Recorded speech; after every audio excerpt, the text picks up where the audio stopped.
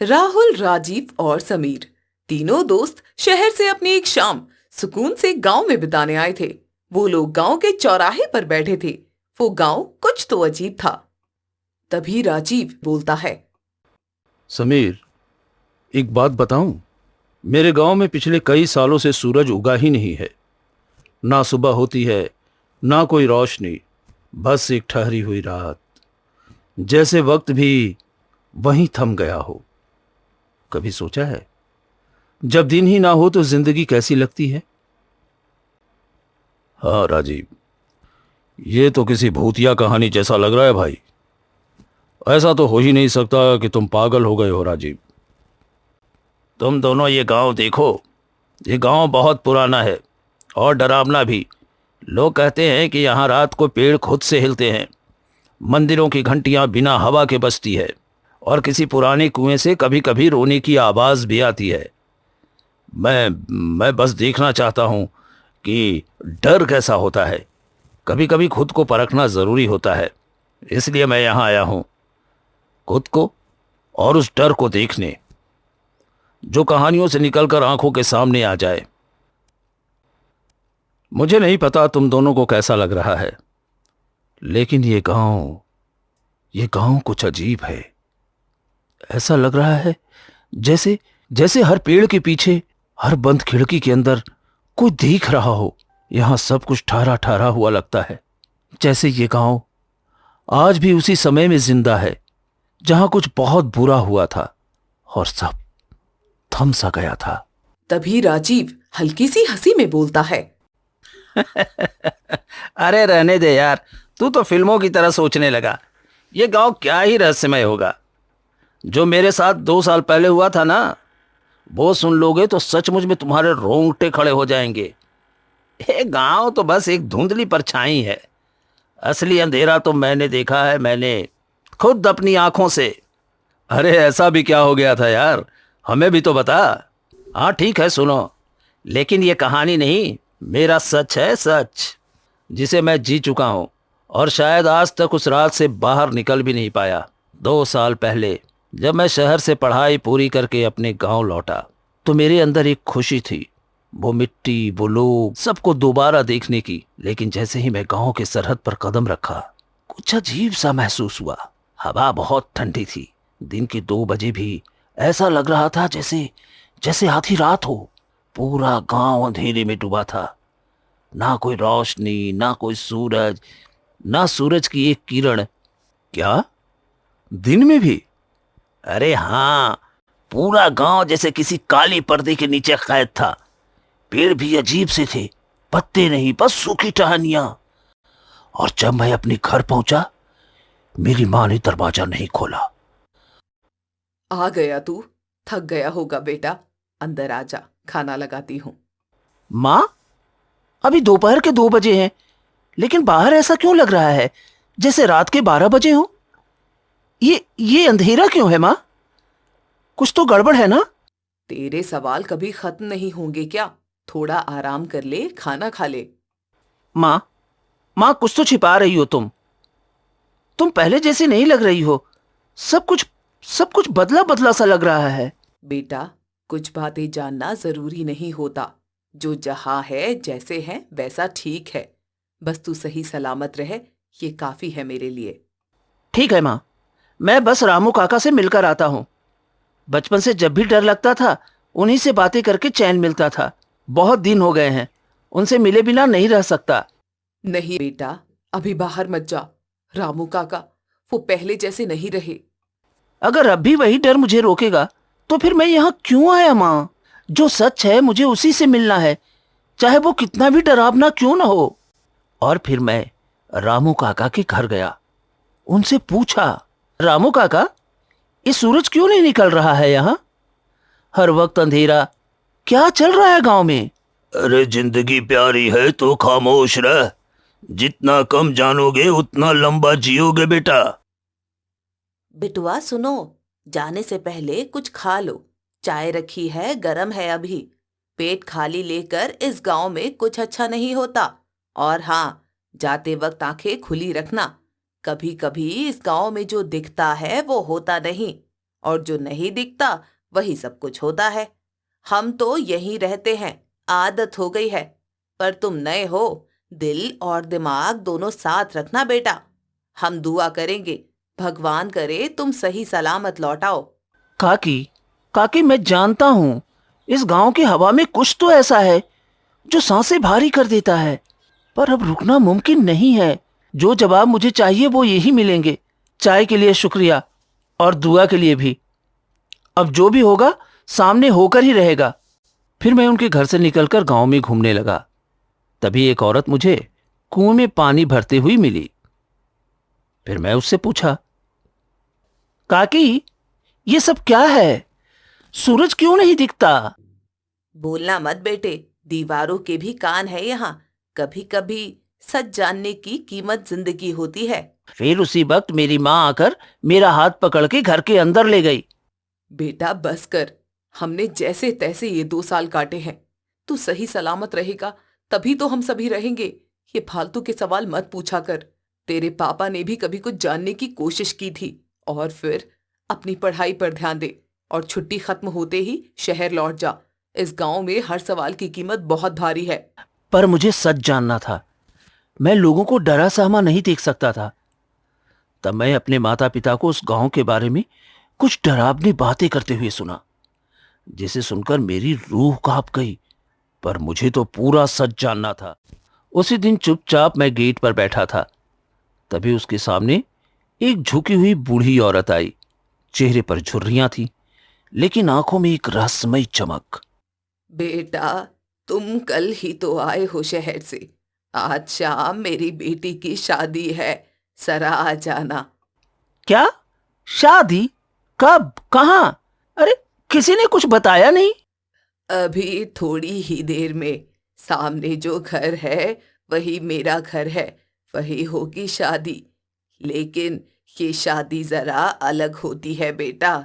यहाँ ना बारात आती है, ना ढोल बजते हैं, ना रोशनी, ना शोर। बस चुपचाप चुपके से शादी हो जाती है। पर ऐसा क्यों? शादी तो एक खुशी होती है, सबको पता होना चाहिए। क्योंकि अगर वो जान गई कि किसी ने उल्लंघन किया है परंपरा का, तो इस गांव को छोड़ेगी नहीं बेटा। ये गांव पहले भी झेल चुका है उसका क्रोध, और अब दोबारा वो मंजर नहीं देखना चाहते हम। वो मैं तुम्हें नहीं बता सकता हूँ। फिर मैं उस सादे घर में गया। वहां एक सादी साड़ी में लड़की और एक लड़का, न बैंड न बाजा, बस चुपचाप मंत्र और 2 जोड़े हाथ। शादी हो गई, लेकिन दिल में कोई उल्लास नहीं, बस सन्नाटा। क्या है ये भी जिंदगी है, जहां डर हर रिवाज से बड़ा हो जाता है। फिर मैं शादी के बाद अकेला घर लौट रहा था। तभी एक बूढ़ी औरत रास्ता रोकती है। बेटा, अगर सच में इस गांव की सच्चाई जाननी है तो पहाड़ के पीछे एक तांत्रिक रहता है, जिसकी आंखों ने वो देखा है जो किसी और ने नहीं देखा, जो जानता है इस अंधेरी नगरी का हर राज। कौन तांत्रिक? क्या वो मेरी मदद करेगा? शायद हाँ, शायद नहीं। पर याद रखना, वहां जाना आसान नहीं। वो गुफा, वो पहाड़, वो तांत्रिक, सब तुम्हें डराएंगे। पर अगर तुम डरे तो वापस लौट नहीं पाओगे, और अगर डटे रहे तो शायद इस गांव की रात दोबारा सुबह देख सके। अरे मैं डरने नहीं आया, मैं लौटने भी नहीं आया। जो गांव की रगों में जहर बनकर दौड़ रहा है ना, उसे जड़ से खत्म करना है।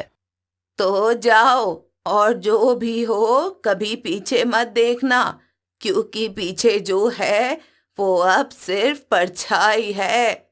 अगर यही रास्ता है सच्चाई तक जाने का, तो फिर डरकर पीछे नहीं हट सकता। मैं आगे गुफा की ओर जाते वक्त रास्ते में पेड़ अपने आप हिलने लगते हैं। एक झोंका आता है और लालटेन बुझ जाती है। कौन है? कौन है वहां? दिखाई दो। कौन है वहां? क्या आप वही हैं जो सब जानते हैं इस गांव के बारे में? तू आया है मौत को देखने या सच्चाई को जानने? कभी कभी दोनों एक ही रास्ते पर मिलते हैं। मैं कुछ भी सह लूंगा, बस ये जानना है कि सूरज यहां क्यों नहीं उगता, ये गांव क्यों रुका हुआ है, मेरी माँ, मेरे पिताजी, रामू काका सब कुछ छुप क्यों रहे हैं मुझसे। तुम्हारे कदमों की आहट बता रही है तुम जवाब नहीं, मोती ढूंढने आए हो। पर इस अंधेरे में कोई जवाब नहीं मिलता, सिर्फ भ्रम की परतें मिलती हैं। चले जाओ, अभी भी समय है, वरना जो देखोगे उसे कभी भुला नहीं पाओगे। नहीं बाबा, मैं वापस नहीं जाऊंगा। इस गांव की रात, इस सन्नाटे की चीख और इन लोगों की आंखों का डर, ये सब किसी एक भयानक सच्चाई की ओर इशारा कर रहे हैं। मुझे जानना है यहाँ क्या छुपा है और लोग क्यों सब कुछ चुपचाप सह रहे हैं। सच? तुम सच जानना चाहते हो तो सुनो, ये गांव उस श्राप की राख पर खड़ा है जो कभी एक औरत की चीखों से भरा था। उसकी आत्मा आज भी यहाँ भटकती है और हर नियम, हर परंपरा उसी की कैद है। जिस दिन कोई उसकी सीमाओं को लांघता है, उसकी प्यास जाग उठती है। और बेटा, जब ये आत्माएं जागती हैं तो इंसानों की चीख उन्हें लोरी लगती है। तो क्या मैं भी उसी लोरी का हिस्सा बन जाऊं?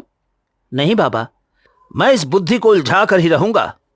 मौत मुझे यहां खींच लाई है तो मैं खाली हाथ नहीं लौटूंगा।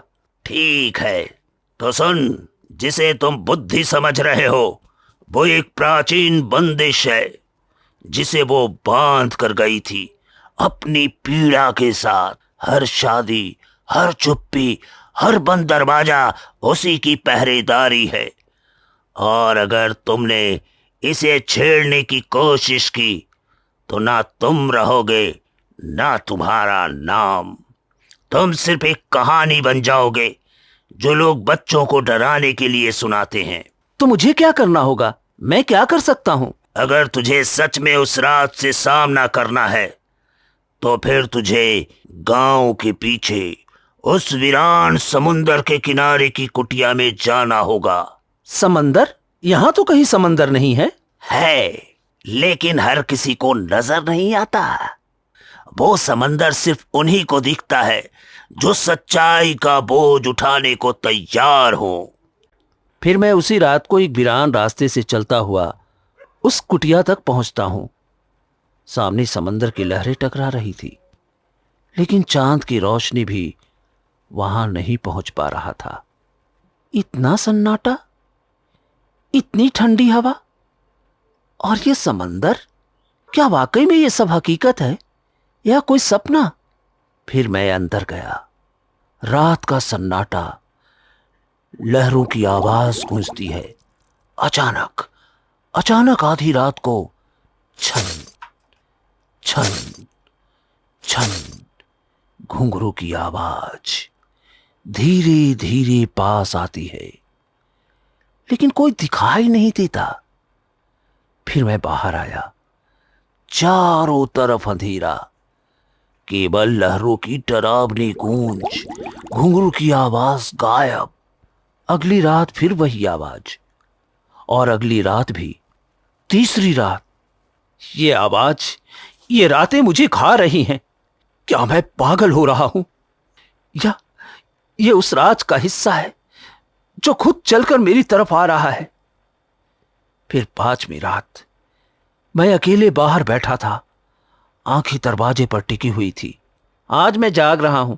आज देखूंगा कौन है जो हर रात मेरे दरवाजे तक आता है। आज जवाब लेकर ही रहूंगा। मैं पूरी रात दरवाजे के बाहर बैठा रहता, पर उस रात कोई आवाज नहीं आई। आज क्यों नहीं आई? क्या मैं कुछ गलत कर बैठा या ये सब मेरा वहम था? अगले दिन मैं थक कर सो जाता हूं और फिर अर्धरात्रि, छन छन छन, मेरी आंखें झटके से खुलती है। फिर वही आवाज। अब की बार नहीं चूकूंगा। मैंने दौड़कर दरवाजा खोला और सामने देखा, सफेद कपड़ों में एक सुंदर लड़की खड़ी है। लंबे खुले बाल, शांत चेहरा, लेकिन आंखों में गहराई थी। तुम कौन हो?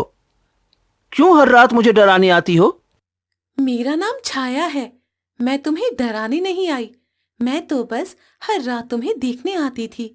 तुम्हारी खिड़की की रोशनी में मुझे सुकून मिलता था। तुम्हारी आंखों में एक अपनापन था। बहुत रातों से तुम्हारी निगाहें मुझे ढूंढ रही थी और आज मैं खुद को रोक नहीं पाई। मैं चाहती थी कोई तो हो जो मुझे समझे, जो मेरी अधूरी कहानी सुने। शायद वो तुम हो। लेकिन लेकिन तुम मुझसे क्या चाहती हो? मैं नहीं जानती ये कैसे हुआ, पर मुझे तुमसे प्रेम हो गया है। मेरा अकेलापन, मेरा इंतजार, सब कुछ मुझसे कह गया। इतनी रहस्यमय, फिर भी इतनी सुंदर, और मुझसे प्रेम? मैं तो बस एक साधारण इंसान हूं जिसकी जिंदगी में कभी कुछ खास नहीं हुआ। फिर क्यों ये सब मेरे साथ? क्योंकि तुम्हारे भीतर एक सच है, एक शांति जो इस अंधेरे में भी उजाला करती है। मैंने बहुत से चेहरे देखे, पर आत्मा सिर्फ एक देखी, तुम्हारी। तुम्हारा दिल अब भी डरते हुए किसी और के लिए धड़कता है, और यही धड़कन मुझे तुम्हारे पास खींच लाती है। मैंने तुम्हारे जैसा कभी नहीं देखा, जो बिना जाने, बिना समझे, फिर भी डर से लड़ रहा है। ये सुनकर मैं खुशी से फूले नहीं समाया, और मैं छाया के प्यार को ठुकरा नहीं पाया, और मैंने उसके प्यार को कबूल कर लिया। धीरे धीरे हमारा प्यार परवान चढ़ने लगा। इसके बाद हम दोनों साथ साथ समय बिताते, समंदर के किनारे टहलते, बारिश में भीगते, कुटिया में देर रात बातें करते। और एक दिन छाया ने मुझसे कहा, छाया, जब तुम साथ होती हो तो ऐसा लगता है जैसे ये अंधेरा भी खूबसूरत हो गया हो। काश मैं तुम्हारे साथ हमेशा रह पाऊं राजीव, लेकिन कुछ सच्चाइयां ऐसी होती हैं जो वक्त से पहले नहीं खुलती। सच्चाई? क्या मतलब है तुम्हारा? कुछ नहीं, बस इतना जान लो, मेरा दिल तुम्हारा है और हमेशा रहेगा। अब मुझे लगता है मेरी जिंदगी पूरी हो गई है। तुम्हारा साथ, ये समंदर और वो घुंघरुओं की आवाज, सब जैसे किसी कहानी के टुकड़े थे। और अब हम अपनी कहानी को एक नई शुरुआत देने वाले हैं, जिसका हर पन्ना हम खुद लिखेंगे, साथ मिलकर। हाँ छाया, हम बहुत जल्दी शादी कर लेंगे। आज मेरा सपना पूरा हो जाएगा राजीव। आज मैं तुम्हारी पत्नी बन जाऊंगी। हाँ छाया, और फिर हमेशा साथ रहेंगे। पर उससे पहले मुझे एक जरूरी काम है, वो निपटा के आता हूं। जल्दी आना राजीव, मैं तुम्हारा इंतजार करूंगी। अरे, मैं तो तांत्रिक बाबा को भूल ही गया। उन्होंने कहा था कि समुद्र के किनारे उस कुटिया में मुझे इस गांव से जुड़े रहस्य के बारे में पता चलेगा। पहले उनसे मिलकर आता हूं, शायद उनको कुछ पता लगा हो। वैसे भी मेरी जिंदगी का इतना खास मौका है, एक बार मिलना जरूरी है। प्रणाम बाबा, सबसे बड़ा धन्यवाद आपको। आपकी वजह से वहां मुझे वो मिली, छाया, मेरी प्रेमिका। बाबा, आप सोच भी नहीं सकते वो मुझसे कितना प्रेम करती है। अब हम विवाह करने वाले हैं। ये सब आपकी वजह से हुआ है बाबा, बहुत बहुत धन्यवाद। तो उससे मिला और उसने उसने तुमसे प्रेम की बात कही? हाँ बाबा, रोज आती थी। पहले सिर्फ उसकी आवाज सुनाई देती थी, छन छन छन, लेकिन फिर वो सामने आई और कहा, मैं तुमसे प्रेम करती हूँ। मैंने भी उसे अपनाया। अब मैं बस चाहता हूँ कि हम एक हो जाएं। इस तस्वीर को देख, क्या तू इसे पहचानता है?